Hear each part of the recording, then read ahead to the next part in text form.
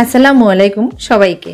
বরাবরের মতো আজ আরও একটি সহজ এবং ঘরোয়া পাবদা মাছের রেসিপি নিয়ে হাজির হলাম আমি তাহমিনা সুচি আনান্তিস কিচেন ফেস্টিভ্যাল থেকে। যারা মাছ খেতে অনেক বেশি পছন্দ করেন তাদের জন্য খুবই ঝটপট এবং সহজ পাবদা মাছের ইয়াম্মি তেল ঝাল রেসিপিটি আজকে শেয়ার করছি।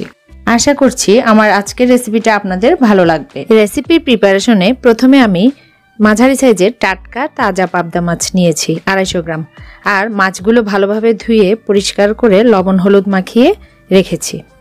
কেউ চাইলে এই রান্নাটা সর্ষের তেলেও রান্না করতে পারেন।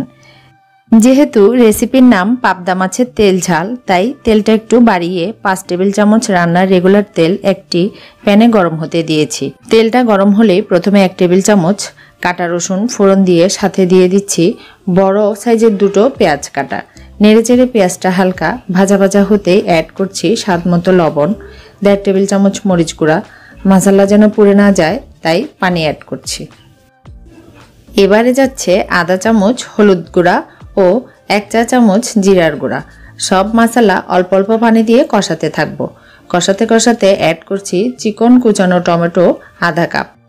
সব মশলা ভালোভাবে কষে কাঁচা গন্ধ চলে গেলে মাছগুলো সাবধানে একটা একটা দিয়ে মশলার সাথে মিশিয়ে নেব। খুব সাবধানে মাছগুলো এক পাশ উল্টিয়ে দিব। এবারে ঢাকনা দিয়ে চুলা মিডিয়াম লোতে রেখে রান্না করব 4 থেকে 5 মিনিট।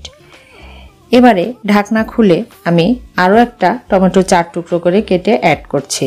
সাথে দিচ্ছি 1/3 কাপ পানি মাছটা সেদ্ধ হওয়ার জন্য। আপনারা আপনাদের পছন্দ মতো গ্রেভি বা ঝোল রাখতে পানি আরও একটু বাড়িয়ে বা কমিয়ে দিতে পারেন। আবারও ঢাকনা দিয়ে 2 মিনিট রান্না করব। চেক করে লবণটা কম মনে হয়েছে তাই আরও একটু লবণ অ্যাড করছি, আর সাথে অ্যাড করছি কাঁচামরিচ। এটা আপনারা আপনাদের পছন্দ মতো কাঁচামরিচ চিড়ে দেবেন। আবারও ঢাকনা দিয়ে 1 মিনিট রেখে অ্যাড করছি 1 টেবিল চামচ পেঁয়াজের কাটা কলি ও ধনেপাতা 1 টেবিল চামচ। বেশ, তৈরি হয়ে গেল পাবদা মাছের তেল ঝাল। গরম গরম ভাতের সাথে এই রান্নাটি খেয়ে দেখুন। এতক্ষণ ভিডিওটি দেখার জন্য ধন্যবাদ। আবারও নতুন আরও একটি রেসিপিতে কথা হবে। ততক্ষণ পর্যন্ত আশা করি সবাই অনেক বেশি ভালো ও সুস্থ থাকবেন। আজকের মতো আল্লাহ হাফেজ।